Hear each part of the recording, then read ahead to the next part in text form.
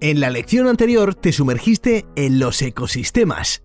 Ya sabes que comprende la relación entre todos los seres vivos y el biotopo. Sin embargo, los ecosistemas engloban mucho más que los seres vivos que lo habitan. Se trata de un concepto amplio que abarca interacciones entre todos los factores, vivos y no vivos, y en cuyo equilibrio se basa la viabilidad del mismo. Hoy conocerás qué aspectos son decisivos para su progresión o para su deterioro. ¡Vamos allá! Partimos de la pieza viva del puzzle, las poblaciones de organismos. Si los factores son óptimos, la población se desarrolla, pero si alguno de estos agentes impide el crecimiento de la especie, lo está limitando. Así surge denominar a estos agentes como factores limitantes. Pueden ser bióticos y abióticos. Veámoslo más de cerca. Comencemos por los factores bióticos. Aquí son fundamentalmente el alimento y las relaciones entre los seres vivos. Verás, el alimento limita el desarrollo de una población, ya que si ésta escasea, disminuirá el número de individuos puesto que no hay suficiente comida para todos. De aquí seguramente deducirás que las relaciones entre los seres vivos también son importantes. Hay dos tipos de relaciones entre seres vivos. Si son entre organismos de distintas especies se llaman interespecies. Estas son limitantes porque el número de depredadores condiciona el número de presas y viceversa. Te pongo un ejemplo. Si hay muchos leones y muchas gacelas, la población de gacelas disminuye al ser cazadas en gran número. Pero si hay muchos leones y pocas gacelas, se ve mermado el número de leones por falta de alimento. Por otro lado, están las relaciones intraespecíficas que se establecen entre organismos de la misma especie. En este caso, ellos mismos pueden ser su propia trampa y convertirse en su propio factor limitante para su desarrollo. ¿Cómo? Con su propia competencia por los recursos.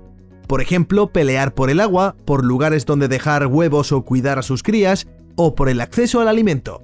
Bien, para que puedan realizar las funciones vitales, los seres vivos necesitan relacionarse con factores ambientales, es decir, los elementos físicos y químicos que caracterizan al biotopo. Estos son los factores abióticos de los ecosistemas. Actúan directamente sobre la natalidad, la mortalidad y las migraciones de los individuos. Los principales factores físicos y químicos condicionantes son la luz, el agua, la temperatura y el medio, ya sea aire, tierra o agua. De estos últimos destacamos la composición química y la concentración de sal, de oxígeno y de CO2. Como ves, cada especie vive en unas determinadas condiciones que, si todo va bien, le son óptimas para crecer. Sin embargo, si se ven alteradas, el resultado es el desgaste de esa población e incluso su extinción si la situación se prolonga mucho. Para verlo más claro, imagina la vida de una dorada del mar Mediterráneo. ¿Qué factores abióticos necesita? Evidentemente agua, oxígeno, una temperatura de 15 grados de media y crustáceos para alimentarse. Bien, ahora imagina que aumenta la temperatura del agua.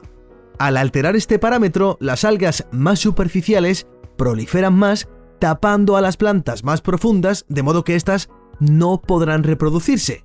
A menos plantas, menos crustáceos, lo que provoca una competencia por el alimento. A menos plantas, menos oxígeno, lo que casi con total probabilidad provocará la muerte de la dorada.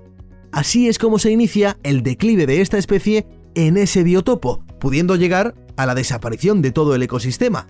Esto ha ocurrido nada menos que en el Mar Menor, en la región de Murcia, donde se ha dado una catástrofe medioambiental que ha desencadenado la muerte de toneladas de peces.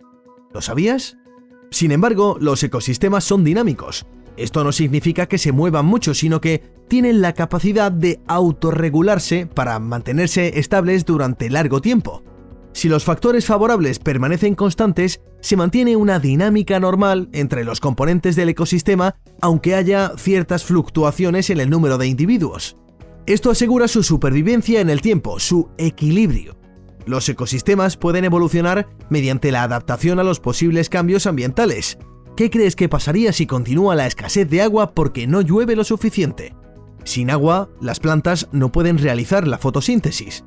Esto disminuye su población, lo que supone menos alimento para los herbívoros. Como podrás imaginar, este problema hará un efecto dominó que trasladará el problema al resto de la pirámide trófica. Además, sin acceso al agua necesaria, ningún ser vivo puede nutrirse, por lo que la limitación de este factor abiótico puede suponer la extinción de ese ecosistema. Debería preocuparte si tienes en cuenta que este es un problema palpable hoy en día en casi todo el planeta.